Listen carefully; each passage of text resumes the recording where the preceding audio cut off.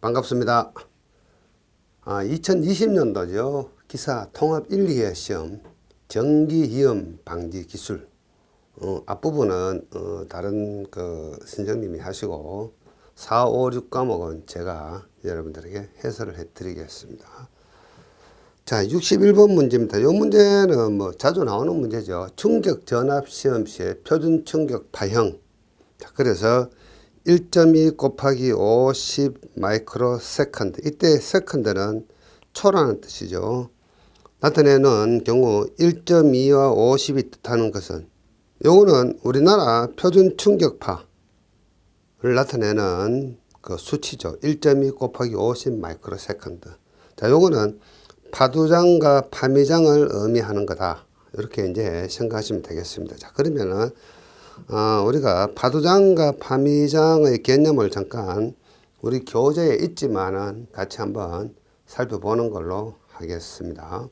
자, 요 자료들은 제가 여러분들에게 우리 주경야도 게시판에다가 올려 놓을 겁니다. 혹시 이 자료가 급하신 분들은 개인적으로 저에게 연락을 주시면 되겠습니다. 저한테 전화를 주시면 됩니다.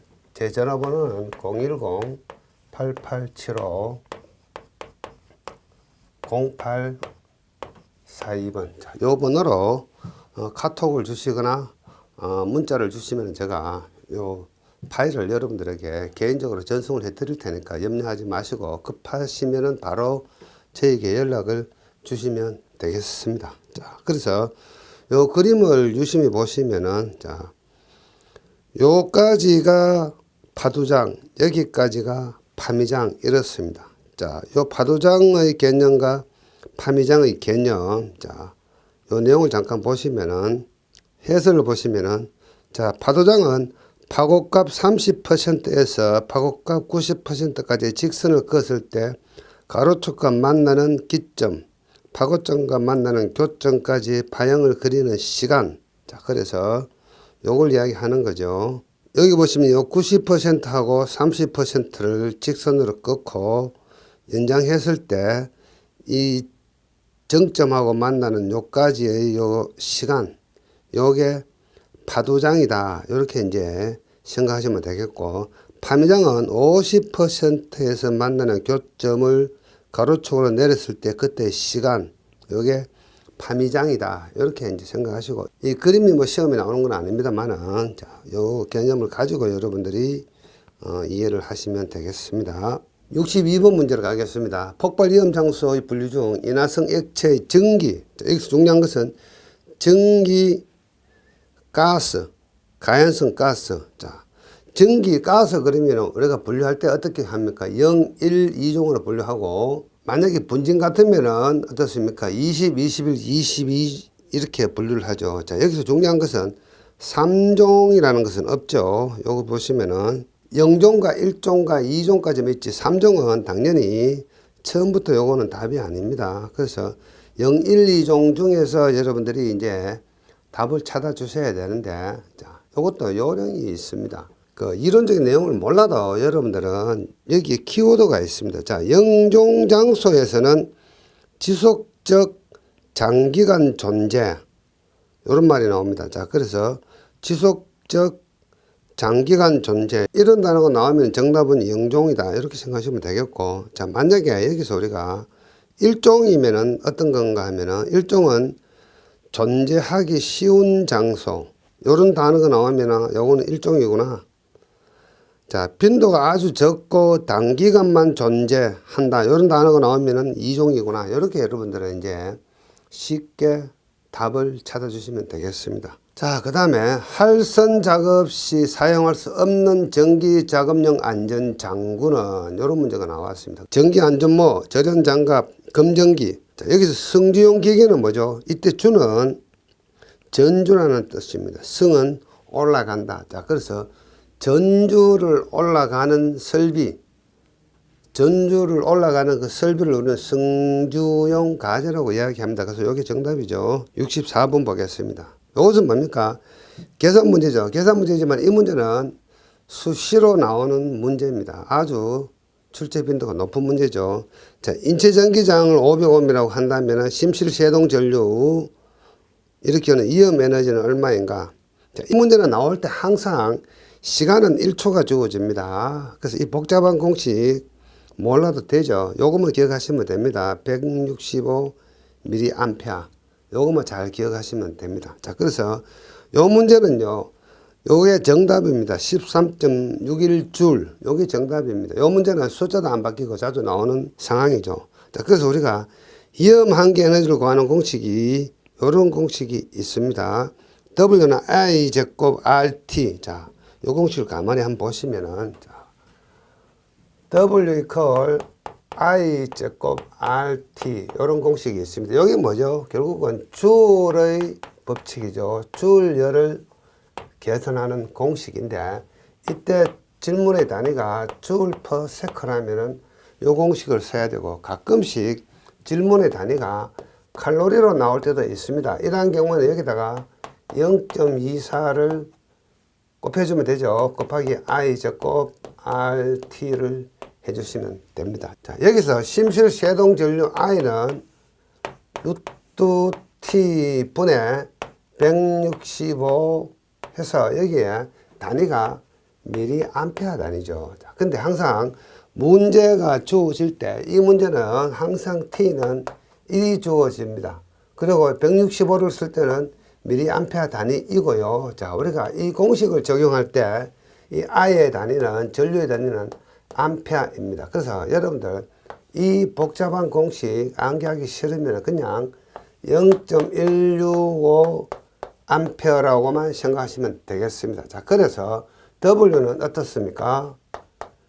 전류의 제곱이죠. 0.165의 제곱에다가 인체자항은 얼마로 주어졌습니까? 500이 주어졌고 시간은 1초입니다.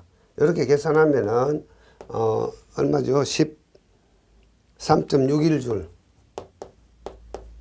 요거는 항상 문제가 나올 때 숫자가 바뀌지 않고 이렇게 나오는 경우가 많습니다.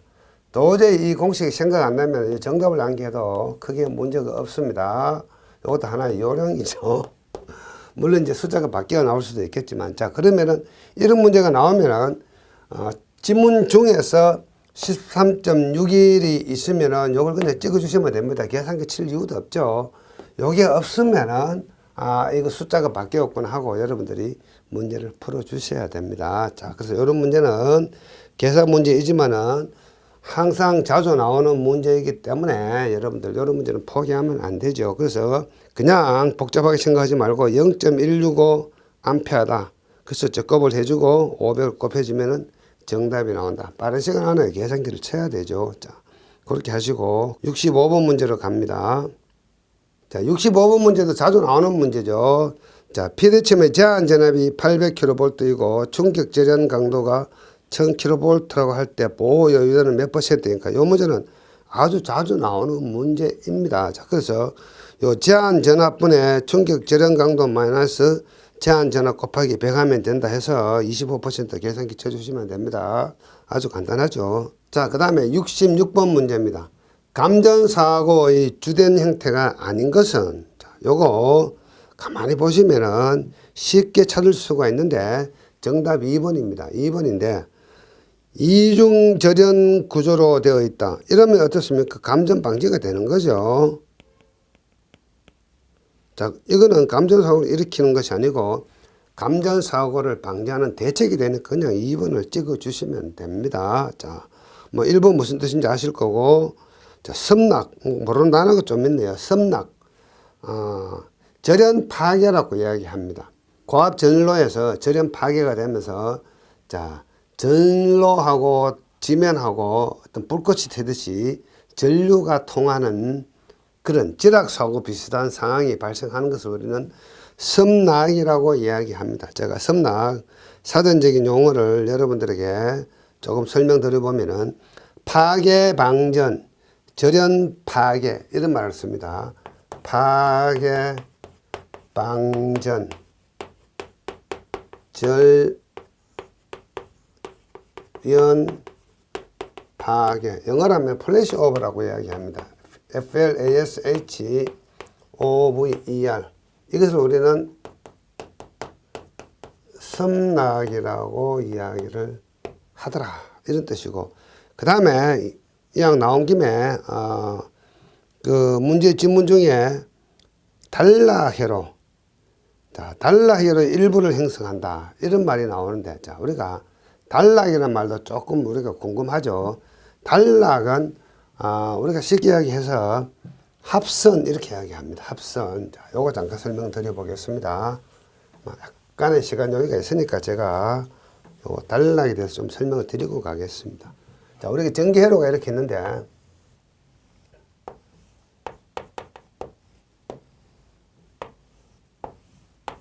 자, 여기 전원이 있고 여기 부하가 있습니다. 부하가 있는데 전류가 이렇게 쭉 흘러가는데 어디에선가 모르지만은 이 전선들이 붙어버렸다. 자, 그래서 이 전기가 흘러가는 경로가 이렇게 길다가 전기가 흘러가는 경로가 아주 짧아지죠. 자, 그래서 긴 것은 영어로 우리는 뭐라 그럽니까? 롱이라고 이야기하고, 이 짧은 것은 뭐라고 표현할 수 있습니까? 쇼트라고 이야기하죠. 쇼트. 이것을 우리는 단락이라고 이야기합니다. 그래서 이것을 다른 말로 합선이다 이런 이야기도 합니다. 합선이다. 자, 이야기는 뭔가 하면은 이 전류가 쭉 긴 경로로 가다가 전류가 짧은 경로로 가게 되면은 이 부분에서는 이 빨간색 전류는 흰색 전류보다도 훨씬 커집니다. 그래서 이것을 우리는 가전류다 이렇게 이야기합니다. 전류가 지나치게 흐른다 이런 뜻이죠. 가전류가 되면 조금 전에 우리가 문제 풀어봤죠.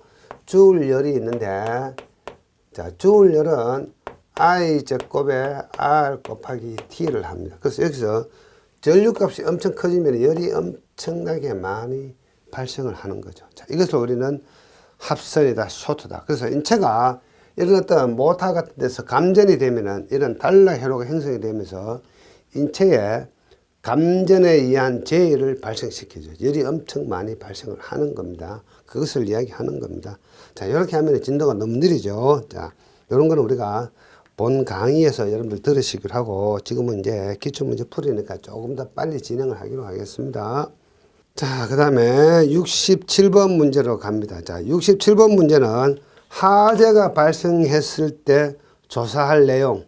요거는 소방기사에서 잘 나오는 건데, 화재가 발생하면 소방관들이 현장에 가서 화재 감식을 합니다. 자, 그런데 무엇을 가지고 화재 감식을 하느냐, 그게 아주 중요한 거죠. 그래서 화재 발생 시 조사 내용 관계가 없는 것. 자, 발화원, 불이 어디서부터 발생했느냐, 즉 화재를 일으키는 에너지원이 어디냐. 그 다음에 자, 불이 붙어 가지고 어떻게 번졌느냐, 출하의 경과. 그 다음 착화물.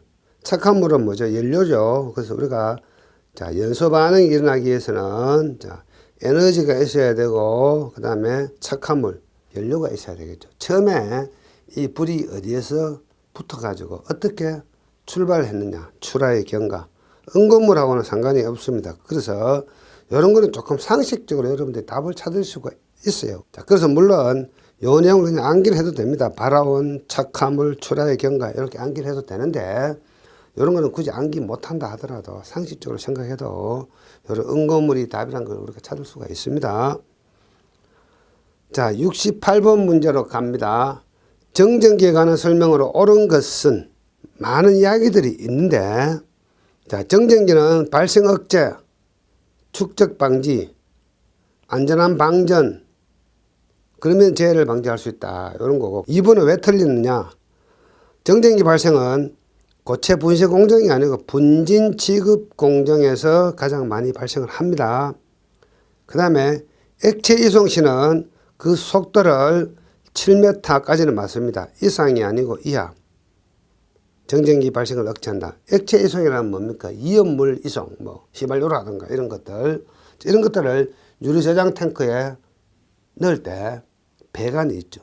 배관에 이 액체가 흐르면서 그 경계면에 전기 이중층이라 그래서 전기 이중층 현상 때문에 대전 현상이 생기는데, 그것을 우리는 유동대전이라고 이야기합니다. 자, 여기에 액체를 저장할 수 있는 저장 탱크가 있는데 여기 배관이 이렇게 있습니다. 배관으로 이렇게 이 탱크에다가 집어넣을 때 이 배관 경계면에서 플러스와 마이너스의 어떤 전기 이중층이 형성이 되면서 여기에 정전기가 발생하는데 이것을 우리는 유동대전 이렇게 이야기하죠. 유동대전. 그래서 이 유동대전을 방지하기 위해서는 7m/s 이하로 한다. 요거 중요하죠. 접지값은 10의 6승입니다. 그리고 절온도가 높은 부도체 사용하면 대전 방지 효과가 없습니다. 그래서 자, 대전된 어떤 정전기를 방출하기 위해서는 뭘 써야 됩니까? 도체를 써야 됩니다. 전기가 잘 흐르는 것을 가지고 사용을 해야 됩니다. 자, 그래서 맞는 것은 뭐죠? 1번이 맞는 것이 되겠습니다. 그 다음에 69번 문제로 가겠습니다. 자, 69번 문제는 접지인데 최근에 접지가 법이 좀 개정되어 있죠. 2020년도 12월 31일부로 KEC 한국전기설비 기준이 개정이 되었기 때문에 자, 2021년도부터는 어떻습니까? 개정된 어떤 접지 관련 문제가 많이 출제되리라고 예상이 듭니다. 자, 이것은 그렇지만은 아직은 또 나올 수도 있기 때문에 틀린 것은 하면은 요겁니다. 요거 16. 자, 그래서 잠깐 제가 요 접지에 대해 가지고 지금 여기 보시면은 우리 저자께서 개정 전 접지 방식하고 개정 후 KEC 접지 방식. KEC가 뭐죠? 한국 전기 설비 기준 이렇게 이해를 하시면 됩니다. 여기 보시면 개통 접지, 뭐 보호 접지, 피레 시스템 접지, 그 다음에 중성점 접지, 변압기 중성점 접지 이렇게 이제 법이 개정이 되었다고 생각하시면 되겠습니다. 그래서 지금 제가 다 설명드릴 수는 없고 요 내용을 잠깐만 여러분들에게 보여드리고 어떻습니까? 이 자료들은 제가 게시해 놓을 테니까 여러분들이 이 자료를 참고하시면 되겠습니다. 요거는 지금 여기 없네요. 나중에 요 문제가 또 나오니까 그때 가서 제가 자료를 또 만들어 놨으니까 다른 문제 풀 때 요거 계속해서 여러분들 소개하기로 하겠습니다. 지금 요 자료에는 당장 없습니다. 자, 그 다음에 몇 번으로 가야 됩니까? 요거는 제가 나중에 별도로 한번 설명드릴 어떤 문제풀이 시간이 있습니다. 그때 여러분들이 보기로 하고 70번 문제로 가겠습니다. 자, 70번 문제는 교류 아크 용접기에 전격 방지기를 설치하는 요령 중 틀린 것은 자, 우리가 교류 아크 용접기는 뭡니까? 전기 용접기라고 보통 이야기를 하죠. 자, 교류 아크 용접기 회로도를 잠깐 그려보면 여기 교류 아크 용접기가 있고요. 배전반에서 전기가 이렇게 들어옵니다. 그리고 전기 이렇게 나가죠. 여기 이제 용접하기 위한 어떤 용접 모재라고 이야기합니다. 자, 이 접지를 시키고 여기에 용접기가 이렇게 있어가지고 용접봉이 이렇게 아크를 발생시키죠. 자, 여기에 교류 아크 용접기인데 여기에 들어가는 정적 방지기, 이 정적 방지기를 이야기하는 겁니다. 자, 이 정적 방지기를 설치하는 요령 중에 옳지 않은 것은 이런 뜻이죠. 틀린 것은 틀린 것은 별거 없습니다. 직각으로만 요 말이 틀렸죠. 자, 직각으로 부착하는 것은 맞는데 직각이 도저히 안 되면은 20도를 넘지 않을 것, 이런 규정들이 있습니다. 그래서 이게 정답이죠. 이런 것은 자주 나옵니다. 이 문제는 단골로 출제가 되는 아주 출제 빈도가 높은 문제에 해당이 되죠. 자, 71번 문제 가겠습니다. 전기기기의 Y종 절연물의 최고 허용 온도는 자, 이것은 뭡니까? 여러분들 미련하게 이거 다 암기 안 해도 되죠. 이런 문제는요. 자, 이 표를 보실 때 이 첫째 줄 여기에 문제가 나오죠. 나머지는 문제 안 나옵니다. 이것만 여러분들 암기하시면 됩니다. Y종 90 저전압 기기 요것만 기억하고 계시면 됩니다. 자, 72번 문제로 갑니다. 자, 내압 방폭 구조의 기본적 성능에 관한 사항으로 틀린 것은 자, 내압 방폭 구조는 뭔가 하면은 전기 방폭 구조 중에서도 내부의 압력을 견디는 방폭 구조 이렇게 생각하시면 되겠습니다. 그래서 내부에서 폭발할 경우 그 압력에 견딜 것, 폭발하염이 외부로 유출되지 않을 것, 그 다음에 또 뭐가 있습니까? 그 다음에 외환 표면 온도가 주위의 가연성 가스에 점화되지 않을 것. 여러분들 이제 이런 거 공부하신 적 있죠? 하염 일주 한계,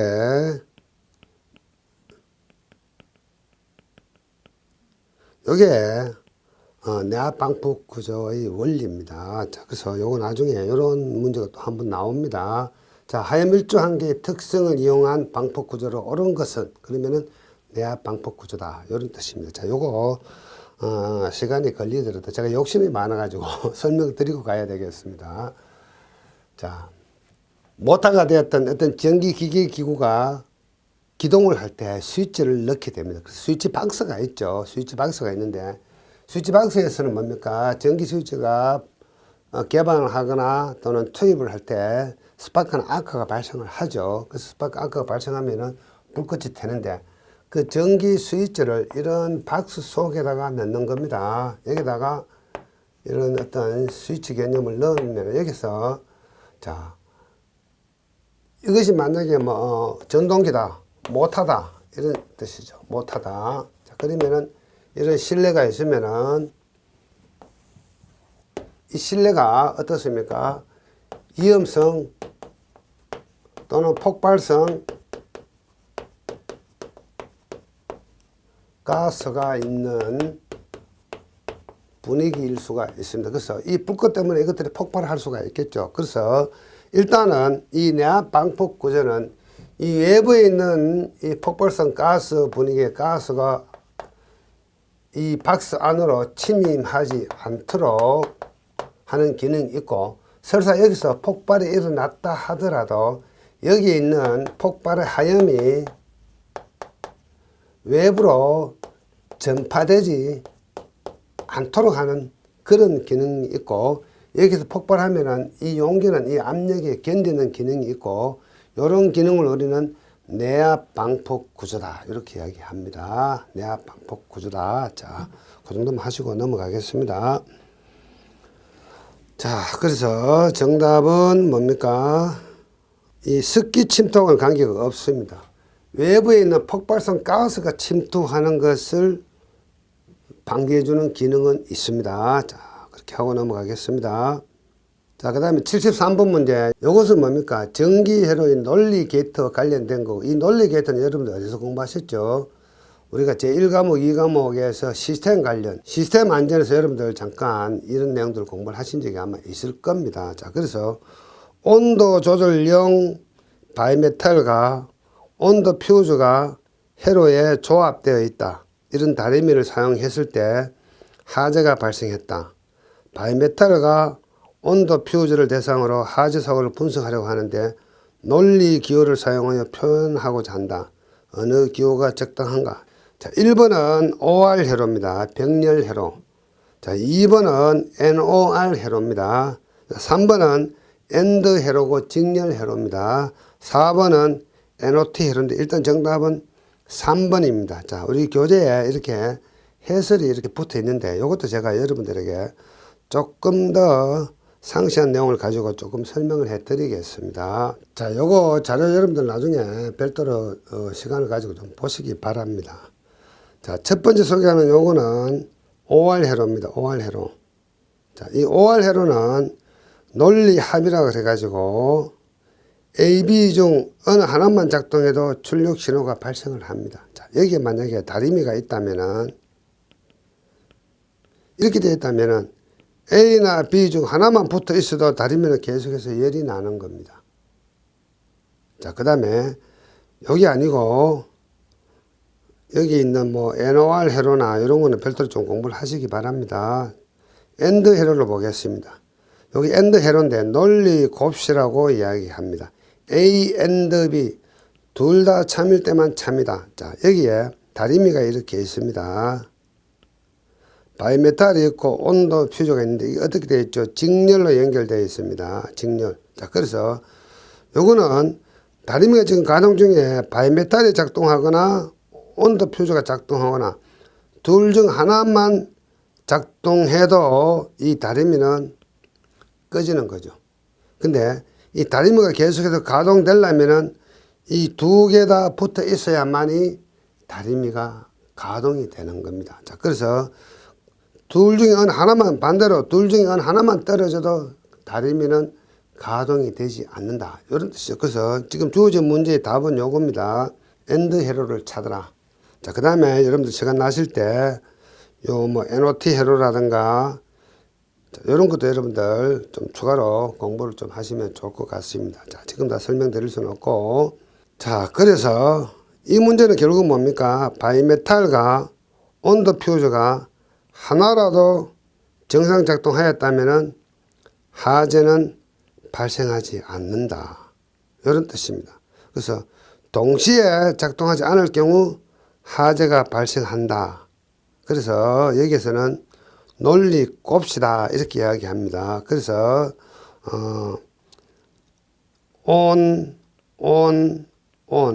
자, 동시에 작동해야 이게 작동을 한다, 이런 뜻이 되겠습니다. 자, 그래서 이 문제는 엔드 직렬 회로인 경우에는 이런 기호를 쓴다. 요거 여러분들 기억하시면 되겠습니다.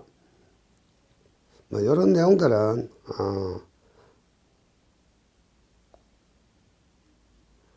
이론적으로 여러분들이 완벽하게 뭐 이해를 하시면 좋겠지만은 지금 뭡니까? 정답 찾기니까 요거 3번 찾아주시면 되겠습니다. 자, 이제 나오네요. 4번. 하염일조 한계에 대한 설명으로 옳은 것은 하염일조 한계. 자, 우선은 우리가 이제 하염일조 한계를 이야기하기 위해서는 이 그림을 먼저 좀 보고 하겠습니다. 자, 요게 하염일조 한계 시험 장치입니다. 자, 여기에 위험성 또는 폭발성 분위기가 조성이 되어 있는 상태에서 여기에 점화봉이 있는데 여기서 점화를 시키면은 이 속에도 위험성 가스가 있겠죠. 그래서 여기서 폭발이 일어납니다. 이런 식으로 폭발이 일어났을 때 이 하염이 외부로 전파를 해서 바깥쪽에 있는 위험성 분위기의 가스를 폭발시킬 수 있는 그런 시험 장치입니다. 자, 그래서 요 부분을 우리는 요 부분을 틈새라고 이야기하는데 이 틈새의 간격을 우리는 하염일조 한계다, 이렇게 이야기합니다. 그래서 만약에 여기에 가스가 아주 위험한 가스다. 자, 그러면은 요 간격이 좁아도 바깥쪽 가스가 폭발을 일으킨다, 이런 뜻이 되겠죠. 그래서 이 간격이, 이 틈새 간격이 좁으면 좁을수록 이 주변 가스의 등급은 위험 등급이 높다, 위험한 가스다, 이렇게 이야기합니다. 그래서 이 하염일조 한계 가지고 가스 등급을 1, 2, 3등급으로 나누는데 3등급이 위험도가 높은 위험한 가스에 해당이 됩니다. 자, 그래서 요게 하염일조 한계 시험하는 장치다, 이렇게 생각하시면 되겠습니다. 요 개념을 알고 이제 우리가 같이 한번 보기로 하겠습니다. 자, 1번 폭발성 가스와 공기 혼합기에 온도를 높인 경우 하염이 발생할 때까지 시간 한계치. 이것은 뭐 이런 단어들이 없습니다. 이런 내용들이 없습니다.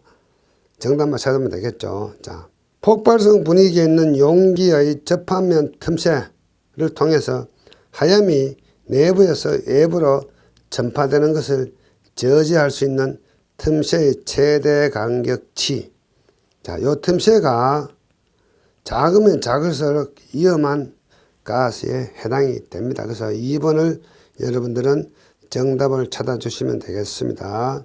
자, 2번 요거죠. 하염이 틈새를 통하여 바깥쪽의 폭발성 가스에 전달되지 않는 한계의 틈새를 말한다. 요게 정답이 되겠습니다. 자, 75번 문제로 갑니다. 자, 폭발성 위험 있는 장소의 설정 및 관리와 가장 관계가 먼 것은, 자, 요건 상식이죠. 가해물질, 종이나 가해물질은 이것은 뭡니까? 불에 타는 물질이지만 폭발 물질은 아니죠. 그래서 폭발 물질은 인화성 전기, 가연성 가스, 가연성 분진, 요것들이 폭발성 물질에 해당이 됩니다. 자, 그 다음에 76번 가겠습니다. 자, 이런 계산 문제는 뭡니까? 인체의 표면적이 0.5 제곱미터이고, 이 단위가 아주 중요하죠. 정전 용량은 0.02 피코페럿, 3300V 전압 인가되었을 때 정전 에너지 얼마냐, 요겁니다. 자, 그래서 요거 계산하실 때는 첫 번째, 정전 용량을 구해야 되겠죠. 그래서 정전 용량은 어떻게 구하냐 하면은 표면적 0.5가 있고요. 정전 용량 0.02가 있는데, 여기서 표면적은 메타 제곱 단위이고 정전 용량은 제곱 센티미터 단위니까 단위 환산을 참 잘 하셔야 됩니다. 그 다음에 여기서 피코페럿이라고 있죠. 이 피코페럿도 나중에 계산기 칠 때 단위 환산을 참 잘 하셔야 됩니다. 자, 그래서 일단은 정전 용량 C부터 구해야 되겠죠. 자, 0.5 제곱미터였고, 0.5 제곱미터는 뭡니까? 제곱 센티미터로 고치려니까 만을 곱해야 됩니다. 그 다음에 0.02 피코페럿 제곱 센티미터당. 그래서 계산해 보니까 정전 용량 C 값은 100 피코페럿이다. 그러고 나서 비로소 W는 2분의 1 CV 제곱 공식에다가 집어넣어 줘야 되겠죠. 그래서 결국은 여기서 여러분들이 W는 2분의 1 C 곱하기 V 제곱이라는 공식에다가 대입을 해야 되는데, 자, 2분의 1까지는 그대로 하시면 되고, C 값은 얼마로 구해졌습니까?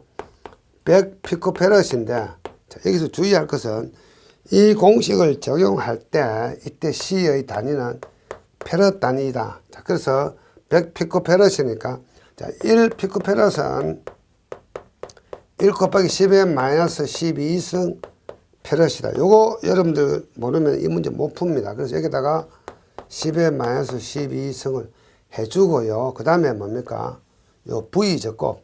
자, V제곱은 문제 조건에서 어떻게 주어졌습니까? 3300이라고 주어졌네요. 여기다가 곱하기 3300의 제곱 해주면은 요 W 값이 구해진다. 이렇게 해서 여러분들이 계산을 하시면 되겠습니다. 자, 그래서 여기서 가장 중요한 것은 요런 단위를 환산하는 거. 1 피코페럿은 10의 마이너스 12승 페럿이다. 요거 여러분들 기억하셔야 됩니다. 가끔씩 1 마이크로페럿 이것도 문제가 나옵니다. 이런 경우에는 10의 마이너스 6승 페럿이다. 이렇게 생각하시면 되겠습니다.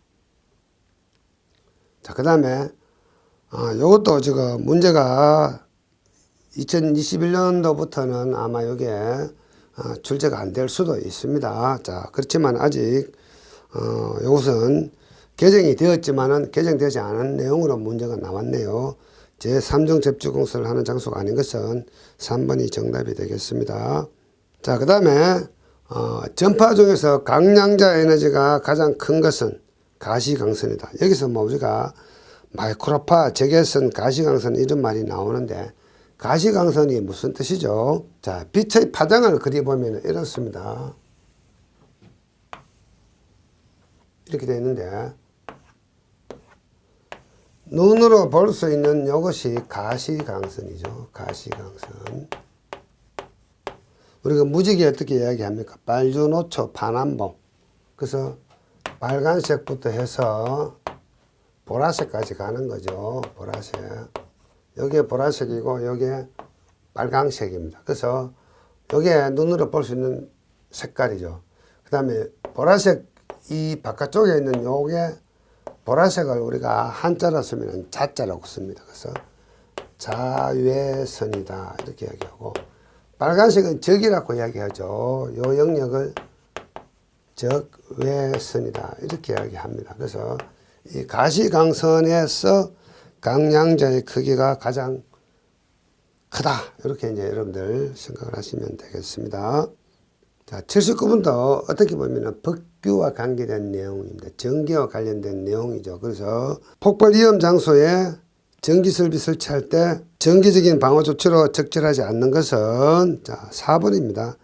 단락 보호 장치는 고장 상태에서 자동 복구되지 않도록 해야 됩니다. 그래서 4번이 정답이 되겠고요. 자, 80분 보겠습니다.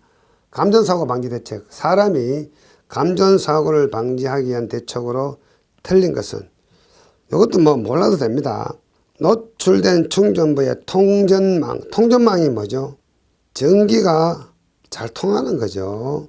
근데 원래는 뭡니까? 절연 방어구, 전기가 잘 통하지 않는 어떤 절연 방어구를 설치를 해야 된다. 이렇게 생각하시면 되겠습니다. 그래서 요게 잘못된 내용이죠. 자, 전기 안전 여기서 마치고요.